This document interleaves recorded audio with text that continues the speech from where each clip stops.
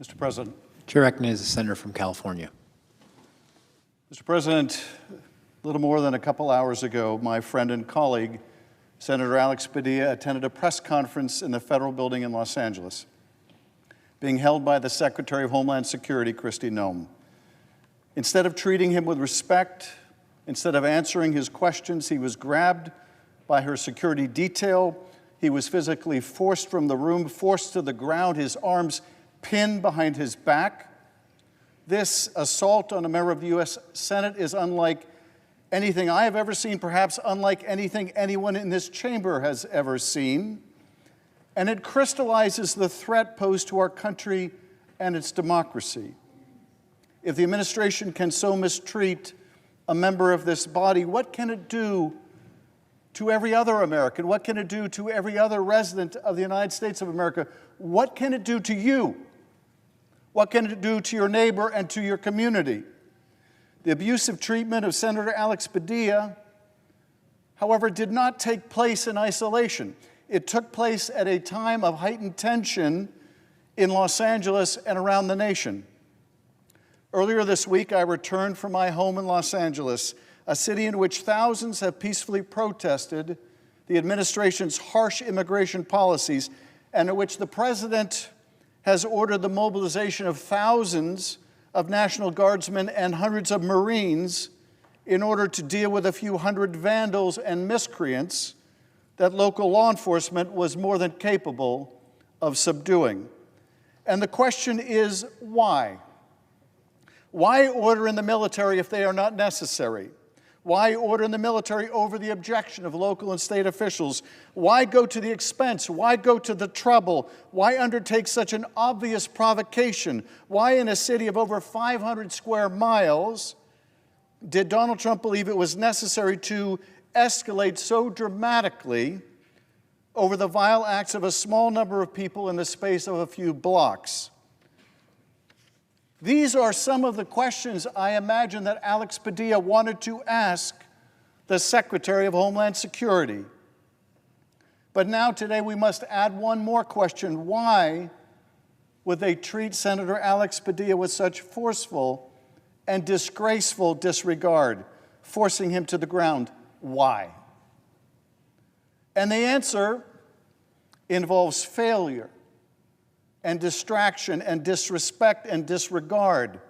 Failure of the president's immigration policy, failure of his economic policy, a desire to distract from these failures, disrespect of our military and its role in civil society, and disregard of our democracy and the principles upon which our nation was founded.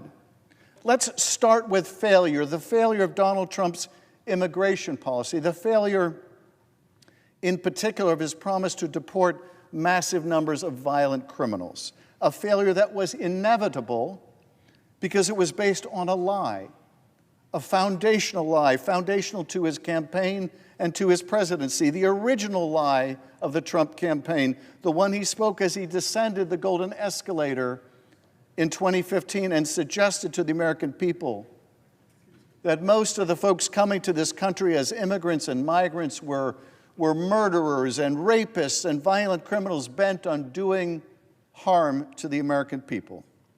That foreign nations had opened their prisons and let out their worst offenders so they could come to the United States and destroy our way of life. It was a big lie. It was an audacious lie, but a lie that the president hoped he could ride a wave of fear that he could in turn ride into office. The truth, of course, is the vast number of people coming to this country are peaceful, hardworking people who want nothing more than an opportunity to get ahead, to enjoy a good life, and to provide for themselves and for their family. The American people understood this, but they also understood that our border was broken, that our system was chaotic, that the immigration itself, the system was itself broken, that asylum cases took too long to adjudicate, and people waiting lawfully to immigrate should be given priority of those who do not. As President Donald Trump promised, his focus would be on the deportation of violent criminals. But he also promised mass deportations, and the only way to square that conflict between the very specific and the very broad was to go back to that original lie that all immigrants are violent criminals who mean us harm. If you can make the country believe that, you don't have to be targeted in your immigration raids. You don't have to go through the painstaking work of tracking down people with criminal records who don't want to be found. If you believe the lie that all immigrants are violent criminals, then you can do broad immigration sweeps at restaurants or on farms, in garment factories or high school graduations, in random neighborhoods and homes, or at the Home Depot. Just go out there and arrest illegal aliens, the president's deputy chief of staff, a frustrated Stephen Miller, demanded, after berating department officials for the slow pace of their operations. 3,000 arrests a day, the administration insisted on as a new quota, and gone was any pretense of looking for violent offenders. And so the indiscriminate raids and the indiscriminate cruelty began to multiply. People picking up people who show up for immigration appointments or take the oath of citizenship or to take that oath only to deport them. Separating fathers from their sons and daughters, mothers from their children, husbands from their wives. A farm worker who worked in the fields for decades, hard work, backbreaking work, work in the heat and the cold, work during a deadly pandemic when others stayed home, work that most U.S. citizens do not want to do and will not do, chased through the fields that they harvested to be taken away from their families. A mother chased down the street by hooded ICE agents away from her terrified and screaming teenage daughter. Americans did not vote for this, do not want this, and in the midst of this, the American people started to speak out, at first in small ways, in private conversations after the deportation of their neighbors, and then in more public ways, at town halls and in letters to the editor, on social media and in gatherings at their schools. And then as the raids increased in their scope and the scope of their cruelty, by taking to the streets, as is our God-given right and also a right given by our Constitution. Some of those protests have taken place in Los Angeles, where Angelenos gathered to speak out against these actions, against the separation of families and the injury to our communities and our economy. And in the midst of these protests, some number of agitators were attracted by the conflict and saw it as an opportunity to vandalize, assault law enforcement, and engage in other reprehensible conduct. Like moths to a flame, every city has these miscreants, and so does Los Angeles. They care not about immigration policy or immigrants or migrants who are affected, and our state and local law enforcement are more than capable of dealing with them, and they did. But amidst the failure of his immigration policies and the backlash, Donald Trump saw an opportunity. His economic policy was in tatters. His tariff wars were not improving our trade with other nations, and instead were prompting the boycott of American goods by close allies like Canada and causing layoffs at American ports, higher prices at Target and Walmart and elsewhere. He had to fend off Amazon plans to include a line item for the Trump tariff tax on each transaction, which would have made it even more obvious to the American people that he was betraying the central promise of his campaign to bring prices down when they are going up. And his big, beautiful bill was in trouble over a big, ugly price tag. Far from reducing the debt or deficit, the bill was revealed to cost taxpayers a whopping $2.4 trillion added to the national debt. He was borrowing the money from our kids and our grandkids to fund a tax cut for himself and his rich friends.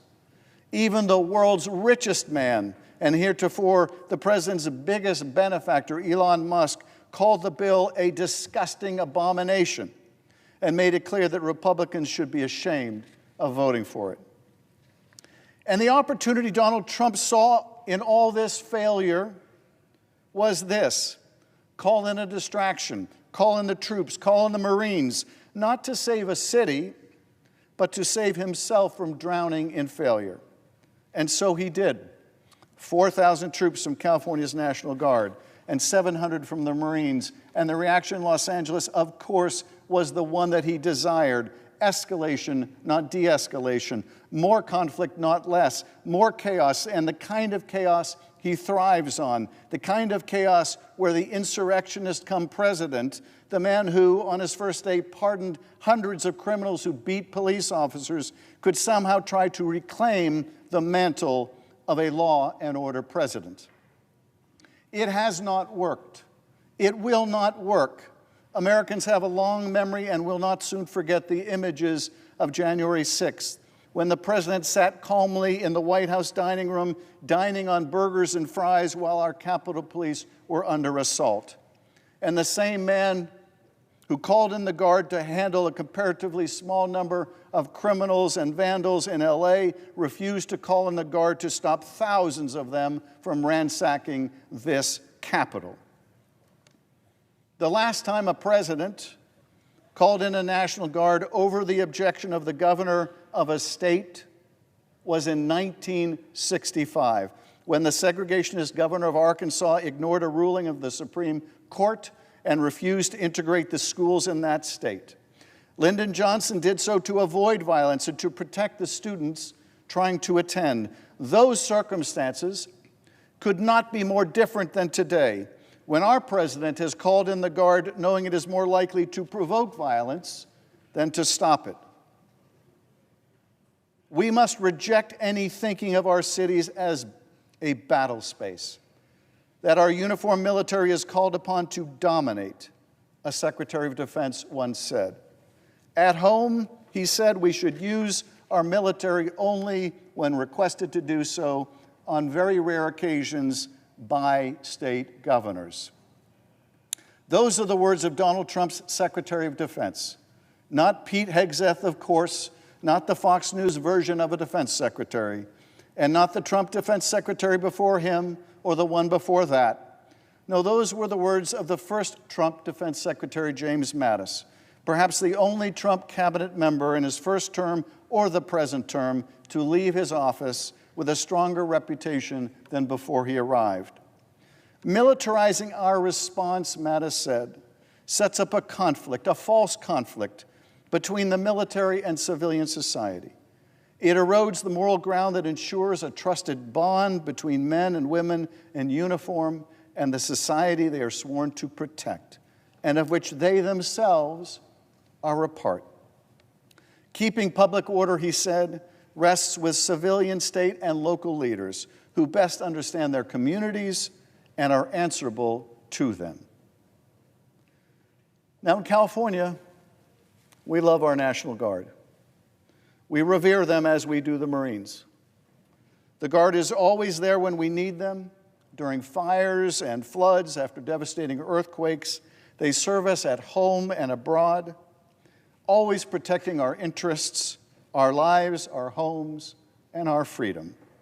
There is a bond between us, a bond of respect, affection, and trust that must not be broken. Donald Trump does not understand this. He cannot understand it any more than he can understand why people choose a life of military service. The man who once called soldiers, sailors, Marines, and airmen who fight and die on our nation's behalf suckers and losers could not possibly understand.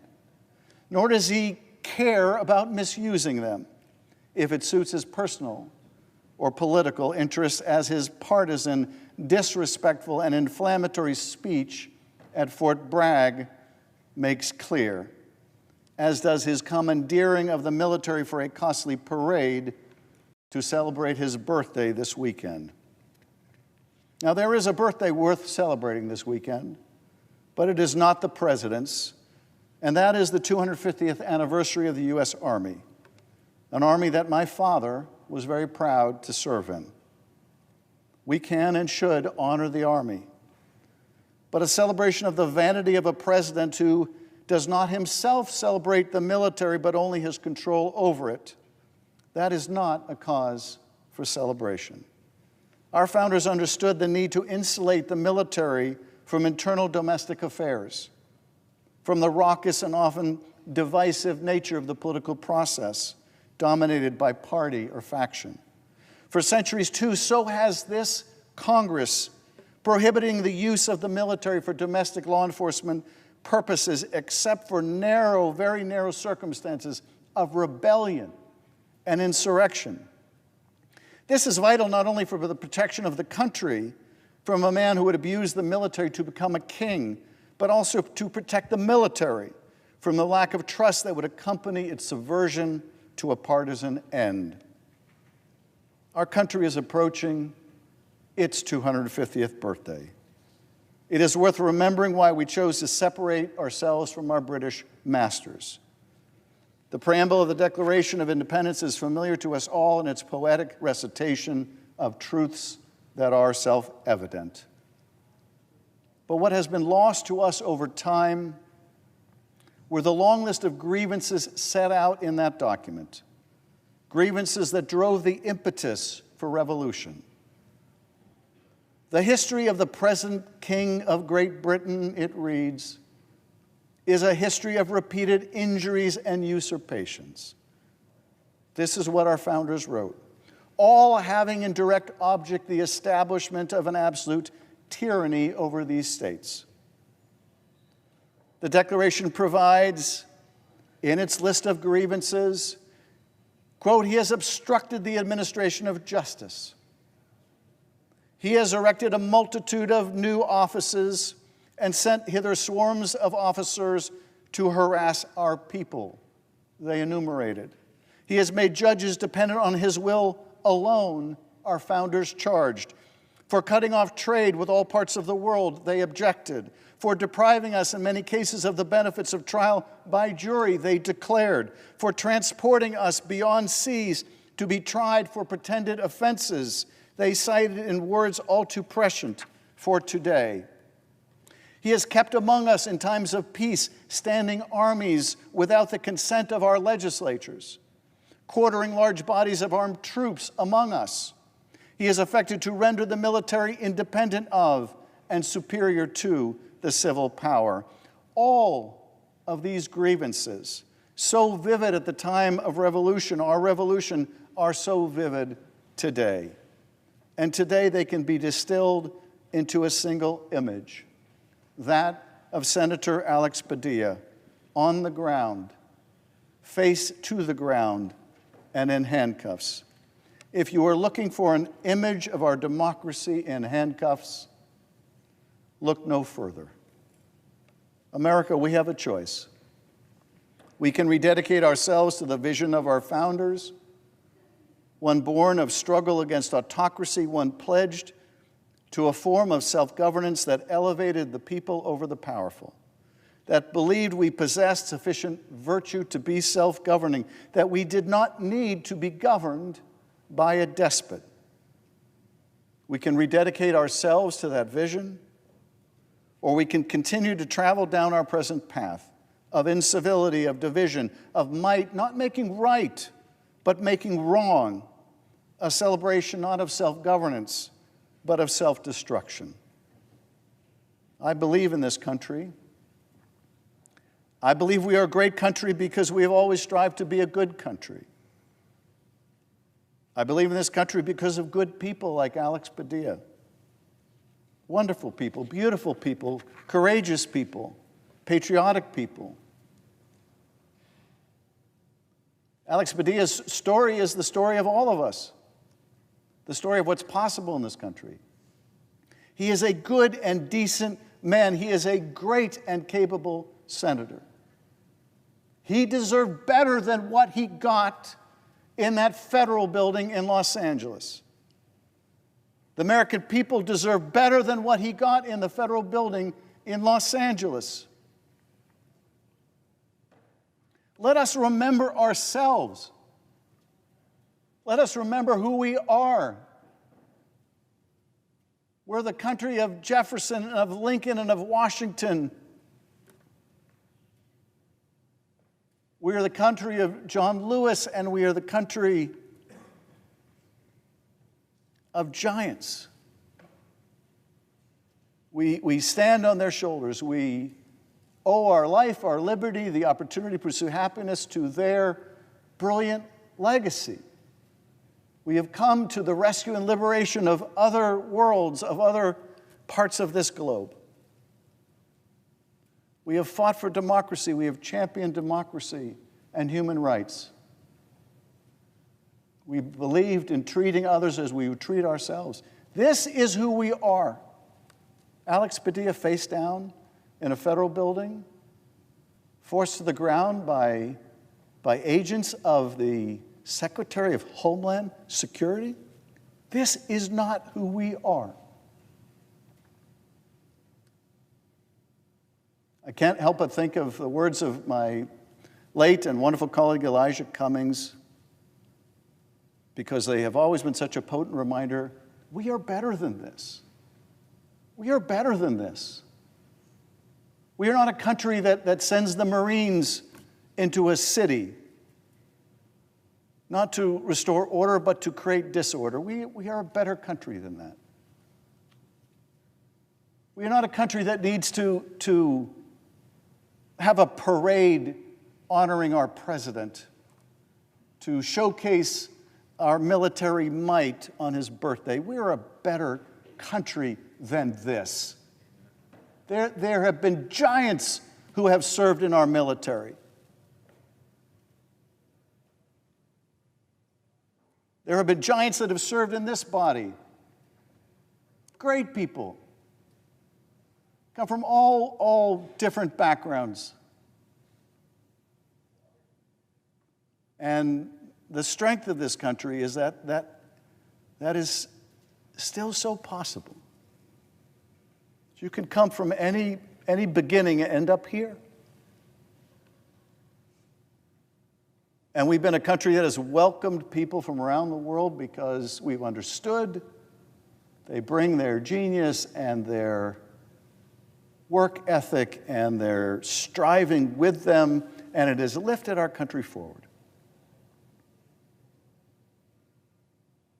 We have that beautiful Statue of Liberty, not because we disdain immigrants, not because we view them as a threat, but because we celebrate what they have brought to this country.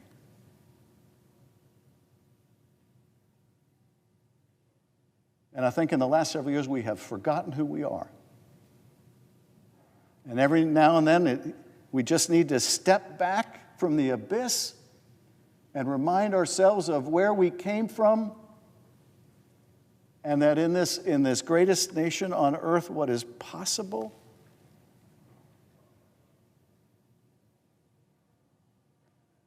I didn't serve with Alex Padilla in the state legislature and didn't get to serve with him or really get to know him well until I came to this body. And I told my colleagues when I got here, you're all wonderful people, but nobody did better than I did in who I got as my seatmate. And I mean that with all my heart. He is a good and genuine and decent and capable and brilliant man. I'll never forget that image I saw today.